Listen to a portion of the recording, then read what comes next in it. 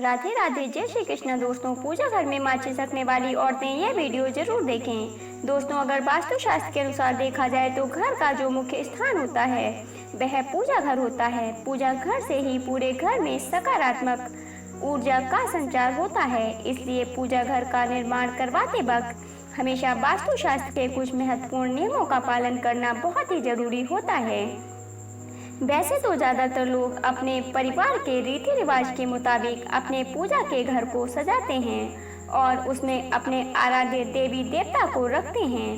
परिवार यदि बहुत बड़ा होता है, हर व्यक्ति अपने प्रिय आराध्य की प्रतिमा या फिर तस्वीर वहां पर लगाने का प्रयास करता है। इससे घर के मंदिर में देवी देवताओं की संख्या बढ़ती जाती है, परंतु यह गलत बात मानी जाती है। पूजा घर में ज़्यादा देवी देवताओं की तस्वीर या फिर मूर्ति नहीं होनी चाहिए। इसके अलावा दोस्तों, बहुत सारी ऐसी गलतियां होती हैं जो व्यक्ति पूजा के दरमियान करता है और उसे नज़रअंदाज कर देता है, जिसकी वजह से उसे पूजा का पूरा फल नहीं मिलता। इसलिए वास्तुशास्त्र के मुताबिक पूजा घर से संबंधित कुछ महत्वपूर्ण नियम आवश्यक हैं, जिससे आपको आपकी पूजा आराधना का सही फल प्राप्त हो सके। दोस्तों, सबसे बड़ी और मुख्य गलती यह होती है कि पूजा के घर को लोग साफ नहीं रखते हैं, यानी कि आपको स्वच्छता का विशेष रूप से ध्यान रखना है।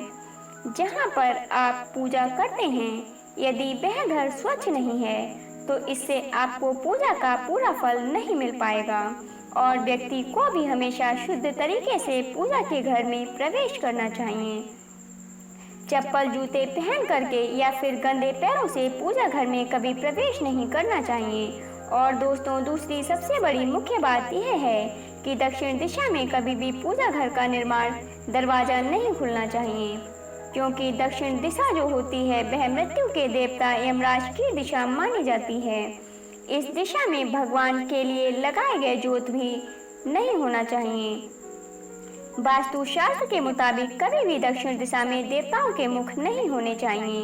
देवी देवताओं के मुख एक दूसरे के सामने भी नहीं होने चाहिए। पूजा घर में कभी भी नाचते हुए या खड़े गणपति की मूर्ति या फिर तस्वीर न रखें और तांडव करते हुए भोलेनाथ और रौद्र रूप में मां काली और भगवान बजरंग बली का फोटो या फिर मूर्ति आपको पूजा घर में कभी भी नहीं लगानी चाहिए। अन्यथा इससे आपके घर के जो बच्चे हैं वह डर जाते हैं और धीरे धीरे करके भगवान में उनकी आस्था कम होने लगती है। इसलिए यह गलतियां बिल्कुल भी ना करें।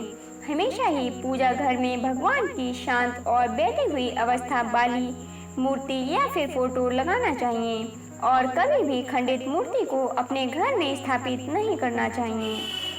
इसके अलावा पूजा घर में देवी देवताओं के अलावा किसी अन्य व्यक्ति की तस्वीर भी नहीं होनी चाहिए। यह बहुत ही अशुभ माना जाता है। इस बात का भी अच्छे से ख्याल रखें कि पूजा घर में एक देवता या फिर देवी की मूर्ति या फिर तस्वीर एक से ज़्यादा नहीं होनी चाहिए और जिन मूर्तियों को अपने पूजा घर में प्रतिष्ठापित करते हैं उनकी ऊंचाई 4 या 5 या उससे ज़्यादा इंच की नहीं होनी चाहिए और घर में यदि आप शिवलिंग की स्थापना करते हैं तो वह भी 2 इंच तक का होना चाहिए। यदि आप अपने घर के मंदिर में भगवान बजरंगबली की मूर्ति को स्थापित करते हैं तो हमेशा उनकी बैठी अवस्था वाली मूर्ति ही लाएं और उनके मुख पर हमेशा प्रसन्नचित्त भावना देखने को मिले। ऐसी तस्वीर लाना बेहद ही शुभ माना जाता है। आपकी जानकारी के लिए बता दें, माता काली और शनिदेव की मूर्ति को पूजा घर में रखना वर्जित माना जाता है। भगवान विष्णु, माता लक्ष्मी, माता पार्वती, भगवान भोलेनाथ और गणेश जी की मूर्तियां या फिर तस्वीर हमेशा पूजा घर में होनी चाहिए। दोस्तों, आपको खोखली मूर्तियां कभी भी अपने पूजा घर में स्थापित नहीं करनी चाहिए, क्योंकि इस प्रकार की मूर्तियां जल्दी खंडित होने की संभावना रहती है। आप मूर्ति को मिट्टी का ला सकते हैं या फिर किसी धातु की ला सकते हैं, लेकिन ध्यान रखें कि वह खोखली नहीं होनी चाहिए। हमेशा ही अपने घर में ऐसी मूर्तियों को प्रतिस्थापित करना चाहिए जिन्हें देखते ही व्यक्ति के चेहरे पर मुस्कान आ जाए और सकारात्मक ऊर्जा का वास हो।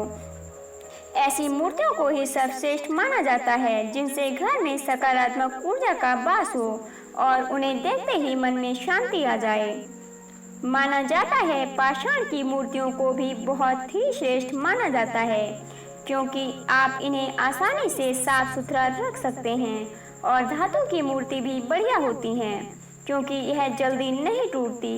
इसलिए हमेशा ऐसी मूर्तियां ही रखना चाहिए जो जल्दी नहीं टूटें। आप प्लास्टिक की अथवा प्लास्टर ऑफ पेरिस की मूर्ति को बिल्कुल भी अपनी पूजा घर में न लगाएं।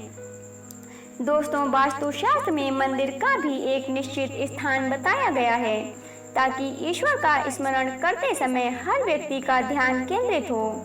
इसके लिए वास्तुशास्त्र के मुताबिक पूर्व दिशा का निर्धारण किया गया है। पूर्व दिशा में यदि आप अपने घर के मंदिर को बनवाते हैं, तो इससे सकारात्मक ऊर्जा आपके घर में प्रवेश करने लगती है। और इस बात का अच्छे से ध्यान रखें कि आपके घर का जो मंदिर है वह शौचालय या फिर वॉशरूम के पास नहीं होना चाहिए। मंदिर को ऐसे स्थानों के पास न बनवाएं, क्योंकि शौचालय और वॉशरूम के अंदर नकारात्मक ऊर्जाएं विद्यमान होती हैं और पूजा करते समय आपकी ऊर्जा प्रभावित करती हैं, जिससे पूजा में मन नहीं लगता और उसका सकारात्मक रिजल्ट प्राप्त नहीं होता। एक और महत्वपूर्ण बात, घर के मंदिर के संबंध में कहा जाता है कि हो सके तो मंदिर को उठने बैठने की जगह से ऊंचा बनाना चाहिए, क्योंकि दोस्तों, सभी देवी देवताओं का जो स्थान है वह सभी मानव से ऊंचा है। आपको उनके लिए एक अलग कमरा बनाना चाहिए। यह बहुत ही सर्वोत्तम माना जाता है। और कभी भी मंदिर में कुछ भी सामान बिखरा हुआ नहीं होना चाहिए। इसके अलावा एक और बात ध्यान रखने लायक है, घर में पूजा घर में माचिस नहीं रखनी चाहिए। इससे घर में नकारात्मक ऊर्जा प्रवेश करती है। यदि आप पूजा घर में माचिस रखते हैं तो किसी कागज या कपड़े में लपेट कर रख सकते हैं। माचिस को पूजा घर के बाहर कहीं भी रख सकते हैं। पूजा करने के स्थान पर माचिस की बिखरी हुई या जली हुई तीलियां नहीं होनी चाहिए। जैसे ही आप दीपक जलाते हैं, माचिस की तीली डस्टबिन में डाल दीजिए। माचिस की तीली मंदिर के आसपास कहीं भी न फेंकें। दीपक जलाने के लिए आप लाइटर का भी उपयोग कर सकते हैं। दोस्तों, आज के लिए बस इतना ही। दोस्तों, यदि आपको आज की यह जानकारी अच्छी लगी हो तो वीडियो को एक लाइक और शेयर अवश्य करें। यदि चैनल पर नए हों तो हमारे चैनल को सब्सक्राइब करना बिल्कुल भी न भूलें। धन्यवाद।